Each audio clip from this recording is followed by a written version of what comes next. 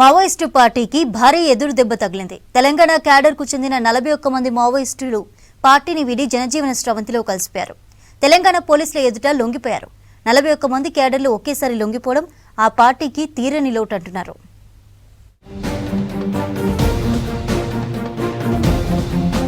రాష్ట్ర డీజీపీ శివధర్ రెడ్డి ఎదుట 41 మంది మావోయిస్టులు లొంగిపోయారు. వారిలో కామారెడ్డికి చెందిన రాష్ట్ర కమిటీ కార్యదర్శి ఎర్రగొల్ల రవి అలియాస్ సంతోష్, మంచిర్యాలకు చెందిన కనికారపు ప్రభంజన్, ఒడిశా, ఛత్తీస్గఢ్ కు చెందిన 6 డివిజన్ కమిటీ సభ్యులు, 2 సెంట్రల్ విజన్ కమాండర్లు ఉన్నారు. మిగతా మావోయిస్టులంతా ఛత్తీస్గఢ్ కు చెందిన వారిగా తెలిపారు డీజీపీ శివధర్ రెడ్డి. మావోయిస్టులు 24 తుపాకులను పోలీసులకు అప్పగించారని చెప్పారు.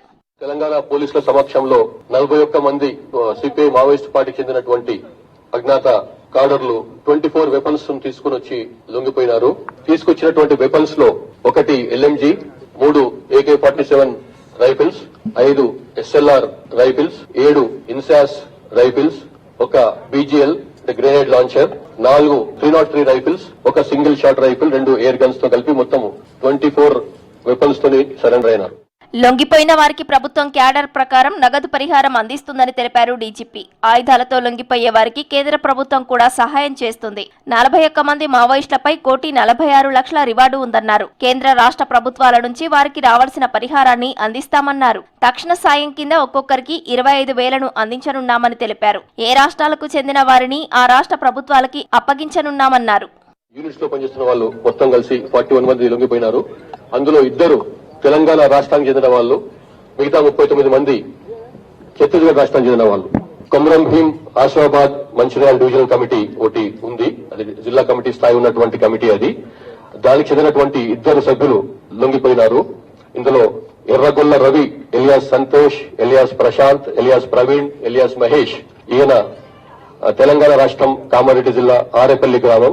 ఈయన లాస్ట్ 24 ఇయర్స్ నుంచి అండర్ గ్రౌండ్ ఉన్నాడు.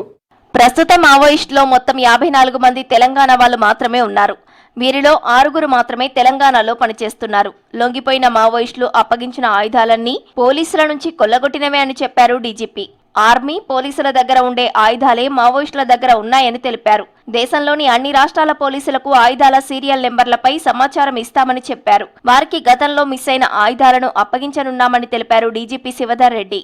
మొత్తం ఈ రోజు సరెండర్ అయినటువంటి లొంగిపోయినటువంటి ఈ 41 మంది అజ్ఞాత మావోయిస్టు కాడర్ల మీద మొత్తం 1,46,30,000 రూపాయల రివార్డు ఉంది వాళ్ళ పైన.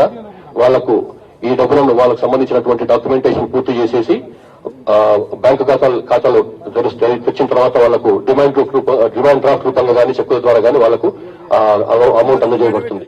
2025లో ఇప్పటి వరకు 509 మంది మావోయిస్టులు పోలీసులకు లొంగిపోయారు. అయితే మావోయిస్టులు లొంగిపోవడానికి ప్రధాన కారణం 2026 మార్చి 31 వరకు కొత్త ప్రాంతాలకు వెళ్లాలని మావోయిస్టు పార్టీ నుంచి ఆదేశాలు వచ్చాయి. తెలియని ప్రాంతాలకు వెళ్లడం, నిత్యావసర వస్తువులు సరైన సమయంలో అందకపోవడం, కీలక నాయకులే లొంగిపోతుండటంతో కింది స్థాయి మావోయిస్టులు లొంగిపోయేందుకు ముందుకు వచ్చారు.